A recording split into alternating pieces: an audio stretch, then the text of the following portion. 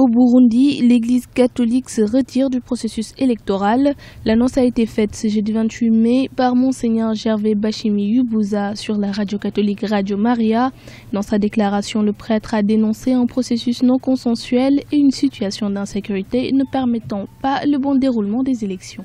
Après avoir considéré la manière dont ces élections sont organisées et leur évolution actuelle, nous, évêques de l'Église catholique, avons estimé qu'il convenait que les prêtres démissionnent et cèdent leur place à ceux qui peuvent continuer le travail au sein des commissions électorales où le clergé occupe des fonctions importantes. Il y a quelques jours, nous avons sorti un communiqué qui contenait nos souhaits pour que le processus électoral en cours réponde aux conditions requises pour de bonnes élections crédibles. Pour certains spécialistes, le retrait de l'Église catholique du processus électoral pourrait avoir un impact considérable sur l'organisation des élections.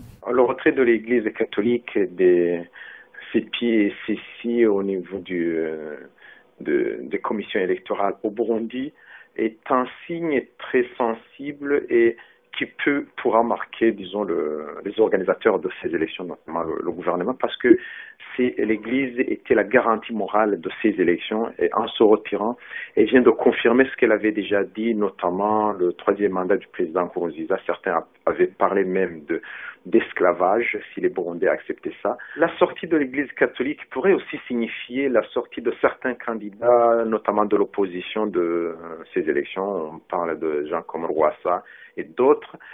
Et en même temps, on peut s'attendre à ce que les résultats ne soient pas acceptés par la communauté internationale et aussi par les Burundais.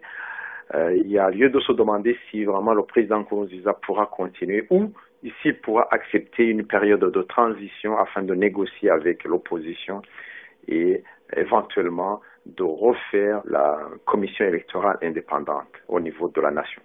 Depuis 4 semaines, les manifestations se multiplient au Burundi contre un troisième mandat du président Pierre Nkurunziza.